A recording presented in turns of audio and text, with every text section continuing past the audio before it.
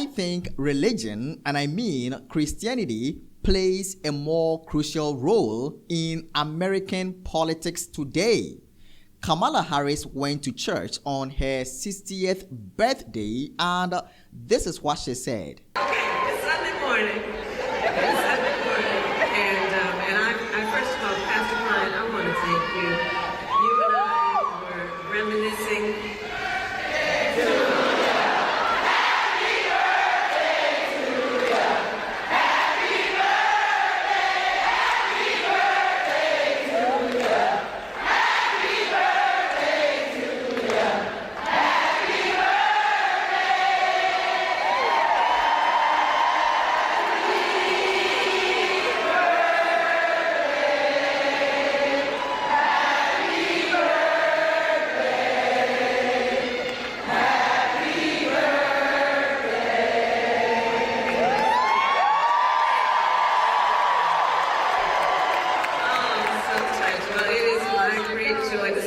My birthday with all of you here, and thank you for those warm and beautiful wishes. Pastor Brian, I thank you for your leadership. You and I have discussed, we first met almost 20 years ago when there was a convening of rising stars in the country. And we had conversations back then about how we thought of our role and responsibility to our country and our responsibility and duty as leaders. And it is so good to be with you this morning to celebrate what you have accomplished with this extraordinary congregation. And so I'm honored to be here.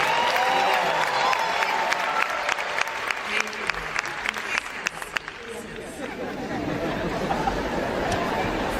Thank you.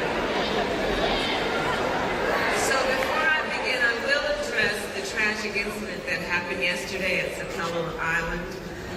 When a dock collapsed during what was to be a joyful celebration of history and culture. And while we are still gathering information, we know that lives were lost and many were injured. And so my heart, as I know for all of us, goes out to those who were impacted. And I thank all the first responders who acted so quickly. And of course, our administration has been in touch with state and local officials to offer any needed support. And I know on behalf of all of us here that we pray for all of those who are affected.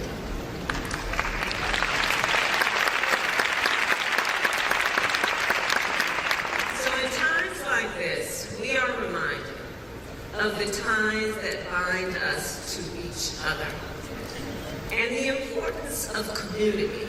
The importance of community. And that is what I know New Life Church provides to so many people across Atlanta and beyond. And so, Pastor Brian, I thank you for your words and for your vision. And in this election season, I also thank you for the time you have spent traveling our country to encourage people to register and to vote. Because you know, and we all know, your parents who gave so much and led such an honorable life, and including, of course, among the leaders upon whose broad shoulders we stand, Congressman John Lewis. They all knew, and by their example, they taught us that faith and good works go hand in hand. And that is especially true when it comes to protecting our sacred right to vote and getting souls to the polls.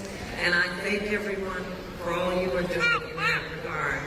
And I am truly honored to be in the presence of so many extraordinary leaders, including my pastor, Reverend Dr. Amos C. Brown, of Third Baptist Church in San Francisco, who we heard from earlier this morning.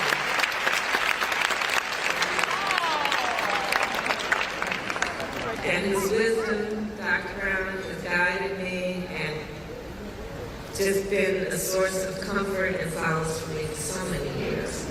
And I'm especially glad to be here on Peak Sunday.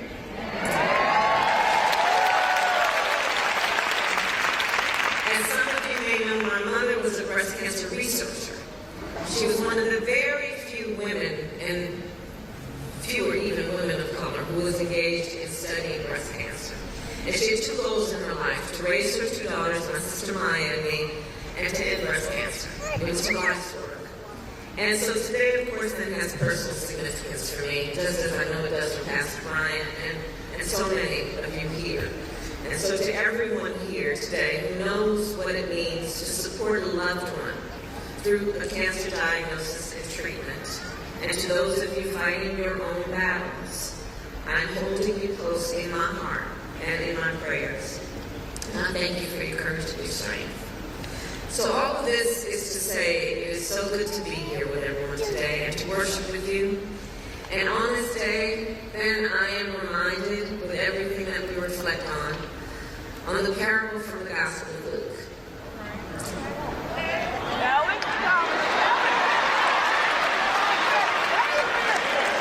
So in the Gospel, we are told of a man who traveled from the road from Jerusalem to Jericho. And while traveling, he was attacked by robbers. We remember he was beaten. He was bloodied.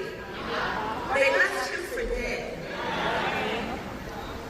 He was someone that should just be passed on by, maybe with a glance of pity, but not more.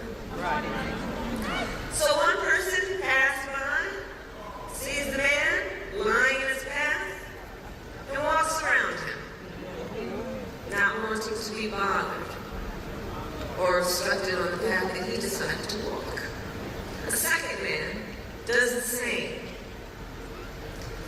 But then, a Samaritan walks by.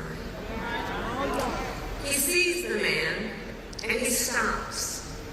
The Samaritan bandages the stranger's wounds. He brings him to an inn, gives him shelter and a hot meal, and he saves the man's life.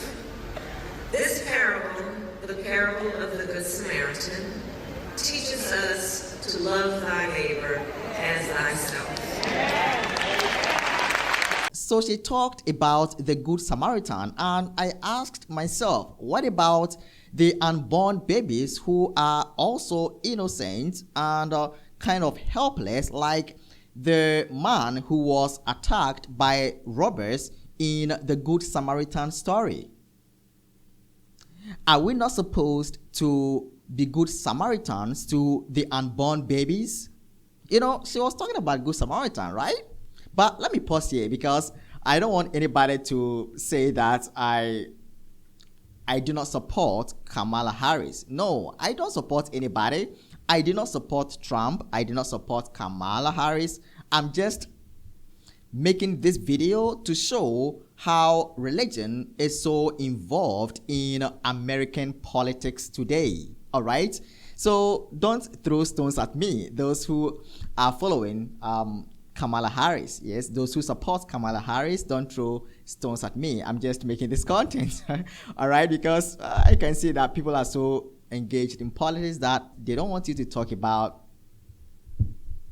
their candidates. Okay, so friends, as I said, Kamala Harris went to church, I think in Georgia, on her 60th birthday, and she tried to win voters, some Christian voters, to vote for her. That is what both parties are doing. They are trying to get voters from the Christian circles, from the Christian circles. But Donald Trump has accused Kamala Harris of being destructive to Christianity. Is that true? Friends, is that true? Why is Donald Trump saying this? Is it because of abortion? Is it because of LGBT? Well, let's listen to Donald Trump. She's very destructive to Christianity and very destructive to evangelicals and to the Catholic Church. And she is, let me put it this way, Ben, she is your worst nightmare. Much worse than Biden, and he wasn't so hot. So friends, do you see how religion is now dragged into American politics even today?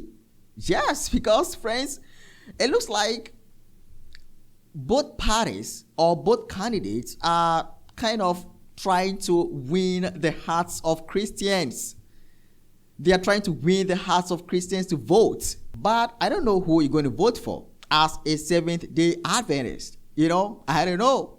It's your choice. It's your choice, It is your choice, not my choice, to vote for the one that you like. Now, it has become a trend among SDAs and other Christians living in the US that if you vote for Kamala Harris, it means you support abortion and LGBT. There are other Christians too that say if you vote for Trump, it means you support a criminal, and also you support that the state should give power to the church. So, and other things too, yes, and other things, So, Christians are just kind of confused. Let me say that. Let me use that word about who to vote for because of what is happening, friends. So, I don't know your stand right now as a Seventh-day Adventist. Are you going to vote for Trump or are you going to vote for Kamala Harris? Why are you going to vote for them? Are you being directed by God to vote for the person that you're going to vote for, or you are just going to vote following what they have been telling you? I believe Christians should not be so much involved in politics because, friends, this is something of the world. I will choose Jesus, because he has better things for my life and for your life too. Not Kamala, not Trump, not anybody, friends. So, friends, this content or today's video was about how religion is heavily involved in American politics today. It is really, really heavy, really, really involved, friends. And you cannot take religion out of American politics today. Who made it so? The politicians. They are trying to just bring together Christianity and politics. But we are told that the church and states should not join together. There must be a separation, right? So this is all that I had to share with you today. Thanks for watching. Share your thoughts in the comments because I want to read what you think. Who are you voting for? Thanks for watching, friends. This is Lawrence. See you next time.